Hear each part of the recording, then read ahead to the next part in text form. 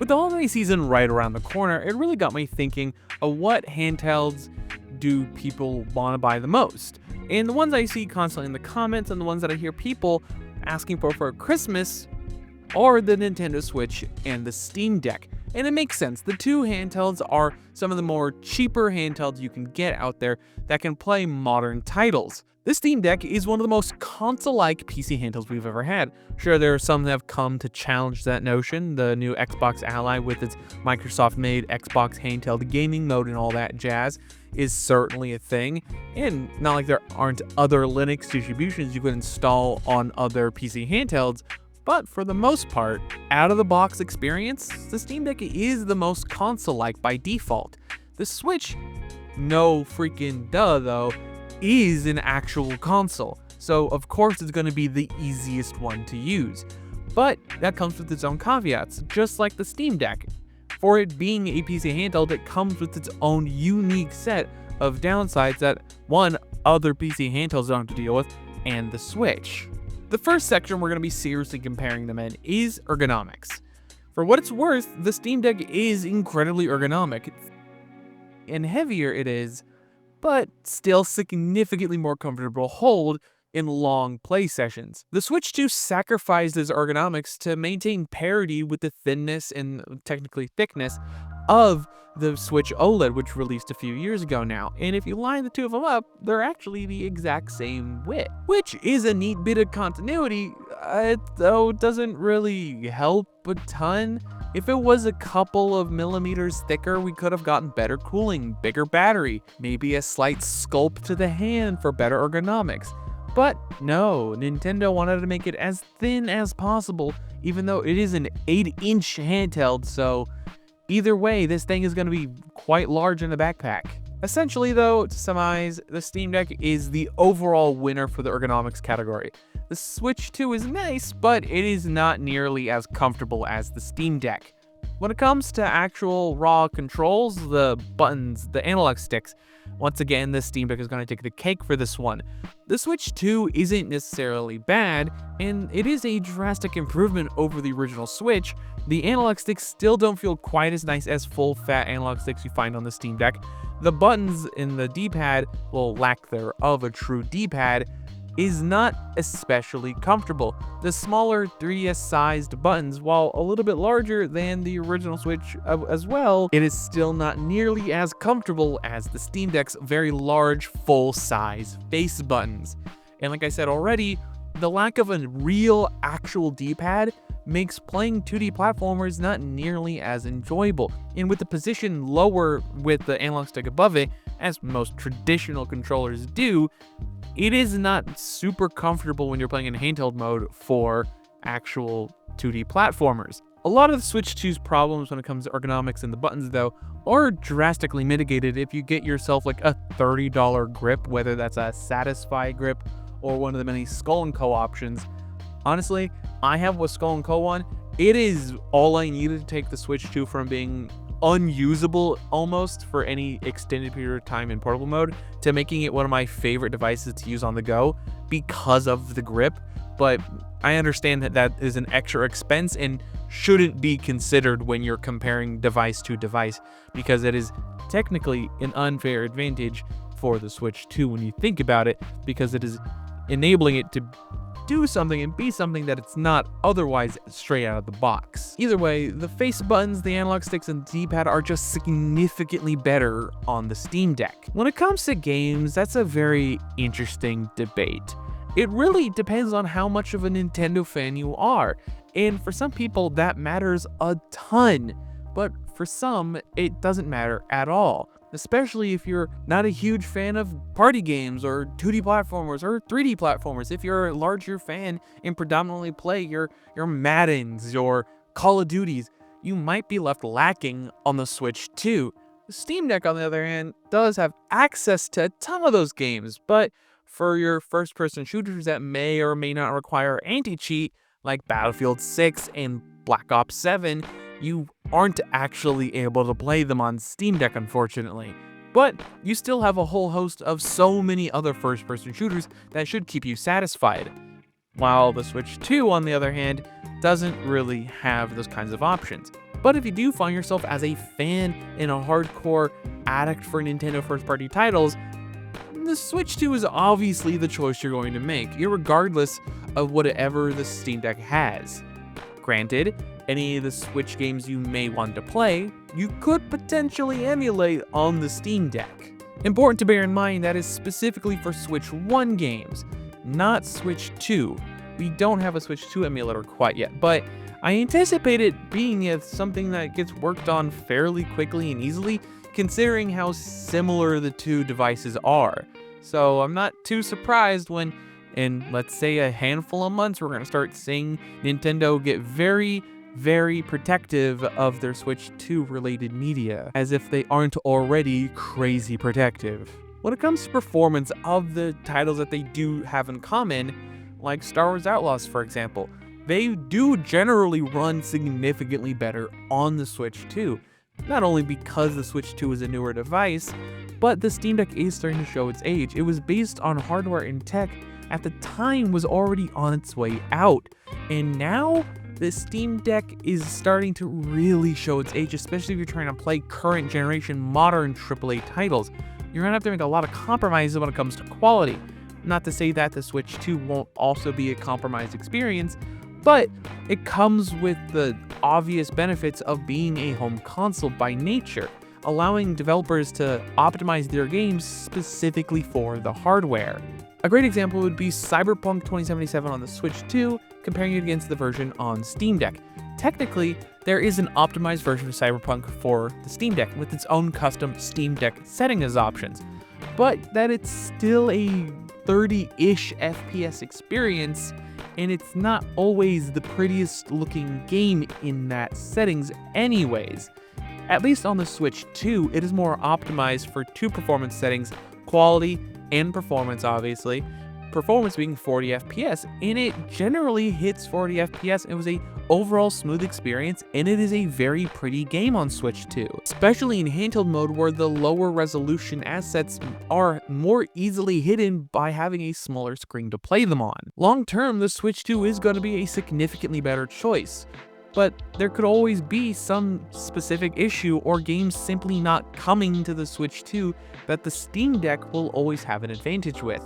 So when it comes to performance, in most cases, the Switch 2 will be more powerful, but there are edge cases and times where games simply don't come to the Switch 2 where the Steam Deck will have the advantage. Both devices have amazing displays. The Switch 2 has a 1080p 120Hz 8-inch display with an IPS, 400 nits peak brightness, alleged HDR compatibility, but unfortunately, it's not really HDR. If I remember correctly, you need at least like 500 nits of peak brightness to call yourself real HDR. And on top of that, the Switch 2 has a very unfortunate pricing comparing it against the Steam Deck because it's $50 more in some cases to the budget version of the Steam Deck, which doesn't have an OLED display, but it is $50 less than the OLED version of the Steam Deck, which is significantly better than the normal Steam Deck. So if you find yourself getting that model for $50 more than the most expensive version of the Switch 2, yeah, depending on what you care more about, whether that's higher refresh rate or better overall visual clarity, you might find the Steam Deck OLED's display significantly better. But if you're in the position to buy the base model standard LCD Steam Deck, the Switch 2 has by all means the better display. And if you care more about refresh rate, that is literally the no-brainer choice of the Switch 2. It's mostly up to personal preference. I much rather have a higher refresh rate display than I would a clearer image and just inkier blacks than on the OLED because it is only 90 Hz. On top of that, the Switch 2's display is 8 inches, while the Steam Deck's is only 7. Granted, it's not a lot, but that extra inch means the world. I personally like having the larger display. It makes playing content portably a much more enjoyable experience. Comparing their battery lives, it's not exactly apples to apples. They both have similar battery life, especially being hyper dependent on the kind of game you're playing. If you're playing Cyberpunk on both these systems, they're both going to be dead in about an hour or so, maybe a little bit more, but comparing battery life is basically a moot point. Both of them are equally bad and hyper dependent on the kind of games you play. And the Steam Deck OLED is just generally better than the Steam Deck LCD, so if you buy that, expect it to be a better battery life experience, but not by a significant margin. Maybe like 20-30 minutes more opposed to whatever the Switch 2 and the Steam Deck LCD has. Some extra features that the Steam Deck has itself that the Switch 2 doesn't is the ability to customize it to your heart's content. You can change to Windows, you can change it to a different installation of Linux. You can go in and customize the operating system to your heart's extent. You can install and use emulators, having access to the entire library of Nintendo's past, in any console's past for that matter. The Switch 2 does have NSO, and for some people that can matter a lot, having official support for your legacy titles. But it comes with the caveat of not being able to access the entirety of that back catalog. You're limited to whatever Nintendo says you can have, which, for some people, that's all they realistically may need. I know whenever I go to play Super Nintendo, all the games on NSO are basically the ones that I play anyways. But for certain titles on, for example, like the Game Boy Advance NSO stuff, it is missing all the Pokemon games. Game Boy is missing all the Pokemon games. So if you're a dedicated player to Pokemon, you're better served with the Steam Deck. At least with the Steam Deck, you can live in the rosy past of Pokemon instead of dealing with the bleak future of Pokemon on the Switch 2. The Switch 2 also comes with a dock included in the box, so that is something depending on whether or not you ever find yourself being a docked player. For me personally, I predominantly use my Switch 2 in portable mode, but I occasionally play on the big screen if I'm playing with more than one person, or if I'm playing a particular game that feels better on a TV than it does in portable mode. But to this date, I haven't encountered one that I don't prefer to play in portable mode. This Steam Deck, you would have to buy a dock separately, so that is an important thing to note. But most docks average about like $30, and honestly, it's not too bad. And if you wanted to get a controller to use it separately as well, that's an extra $40-50 for a relatively decent controller. So all in, it's an extra like $80 or so to get a controller and a dock setup. So if you're getting the LCD, it's pretty much the same price as getting a version of the Switch with a game included. So at the end of the day, I feel like it all kind of works out. But it is a thing that the Switch 2 has and the Steam Deck doesn't. The Switch 2 has one last major downside. Its storage isn't very upgradable. At the moment, the only way you can expand your storage is with those new micro SD card express cards, and they're significantly more expensive than traditional micro SD cards like the Steam Deck uses. On my Steam Deck, I have a 1 terabyte micro SD card, and it's amazing. But on my Switch 2, I don't have one yet because, one, I haven't filled up the internal storage yet, which is only 256 gigs, which matches the base LCD Steam Deck, so hey, that's something that they have directly in common. But getting expanded storage is going to cost you like $60 or more at the very cheapest to get 256 extra gigs of storage on a micro SD card. Granted, it is an express card, so it is significantly faster than traditional micro SD cards that the Steam Deck uses. So load times will be faster and games will look and run better, all that jazz. But it's still, to me, kind of a downside. It is always annoying when a device uses a somewhat proprietary new storage device standard, and hopefully more devices will use micro SD card express cards, so the price on them will come down eventually. But as it currently stands, the only device that I know of that uses express cards is the Switch 2. Kind of reminds me of how the PSP uses Memory Stick Duo. It's not an exclusive memory card format for the PSP. Some Sony devices also use them, but for the most part, the only Memory Stick Duo device people had was the PSP, so it was functionally proprietary, even though it was somewhat more available. And I feel like the Switch 2 is in a very similar position. It is a open format should be available on a ton of other devices, but it's only being used on the Switch 2, and that's the only thing most people will have that uses these new Express micro SD cards. So for all intents and purposes, it is proprietary to the Switch 2. It is, to me at least, a very annoying inconvenience you will have to deal with at some point, especially if you're getting those major third-party titles on the Switch 2, which can really munch through your storage really fast. In the end, though, I think the Switch 2 is the better long-term solution for most people.